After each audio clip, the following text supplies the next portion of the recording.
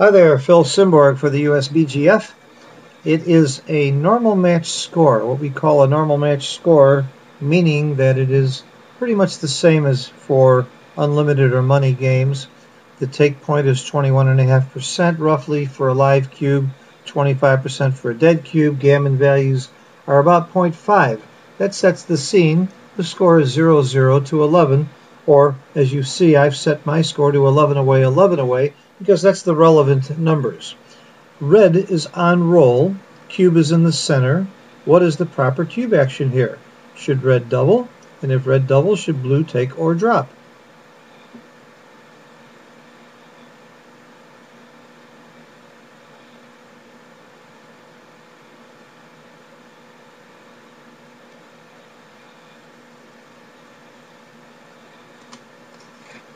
Okay, if you use Woolsey's law, which is the right way to go about these kind of cube decisions, you ask yourself, if you're red, you ask yourself, if I were blue, would I take or drop this cube?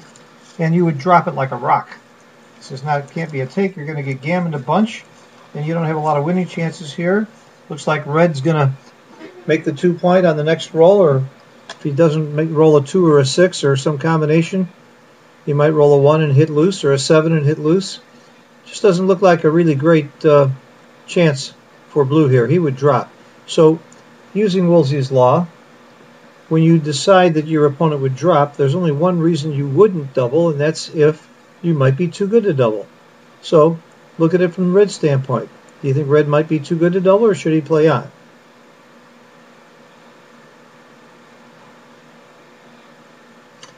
Well, the answer is a resounding he's too good to double. And there's a couple of ways that you can tell you're too good to double. Number one, you're too good to double. If a gammon value is 0.5, if you can win twice as many gammons as the number of games you might lose, you come out ahead by going for the gammons. You might still lose this game. Things could go badly, and you might lose. But if you can win twice as many gammons as those number of games that you might lose, you're coming out ahead at a 0.5 gammon value. Now keep in mind, at scores where gammon values are higher, then you have to adjust that. You don't need to win twice as many gammons. For example, if the gammon value is 1.0, it's an equal ratio. You need to win more gammons than the losses. It's that simple. But here you clearly win more gammons than losses by more than twice as much. But really, the acid test on these things is whether or not there's a roll, or how many rolls there are, where if red rolls badly, how many rolls are there where if blue rolls really well, he would take the cube next time? It's the opposite of losing your market. I use a new term that I think I made up. Maybe somebody else came up with it before, but I haven't heard it. It's a market gainer. Is there a roll where blue will take the cube next time and where he would have a take?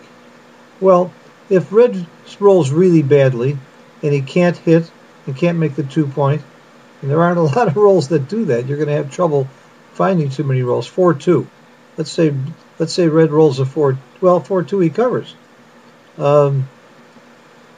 It's hard to 5-4. 5-4 is a bad roll. And now what would blue roll that would allow him to take the cube next time? Can you come up with a good number for blue?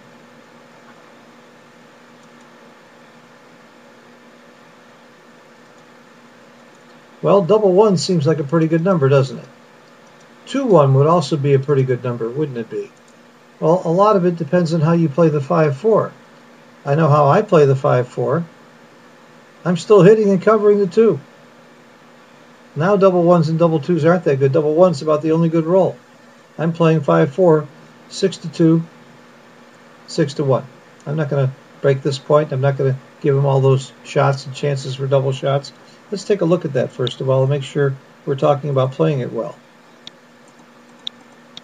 5, 4. Yep, by a resounding amount. So double 6 would be a great roll for blue. And double 1s would be a great roll. So there's only 2 rolls if red doesn't perform. He's just got too little chance to have a good game.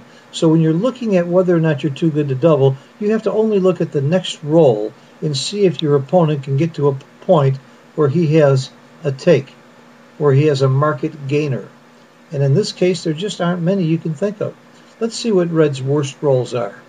Analyze, dice distribution, because I was having trouble with it. Let's go to the graph. His worst roll is a 5-4. Boy, I named it. 5-3 is also pretty bad. Let's go to details. First of all, I'm going to hit 3-ply. Go to details, show you how to use this thing. I've already got it expanded. Let's go down to 5-3. 5-3, he still hits loose off the ace point with a double shot.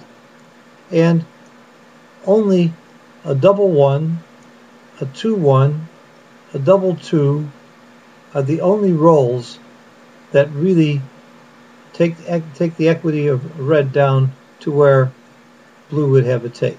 So there's still 1, 2, 3, 4 rolls, even after you roll one of your worst rolls, where you could get into trouble. So here again, you can't get into much trouble. You're going to win lots of gammons.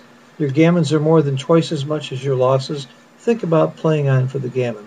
Way too many players give away way too much equity. I hope this gives you some insight, not only into when you should be playing on or not playing on, but also how to use dice distribution to sort of get a feel for what the rolls are and how they work out. Thanks for watching, and thanks for supporting USBGF. Talk to you soon. Have a great holiday. I still will be posting plenty over the holidays because I'll have lots of time. I'll be down in Florida relaxing in the sun with a computer in my lap, so you'll see more positions. So have a happy holiday, but check in with us. Bye-bye.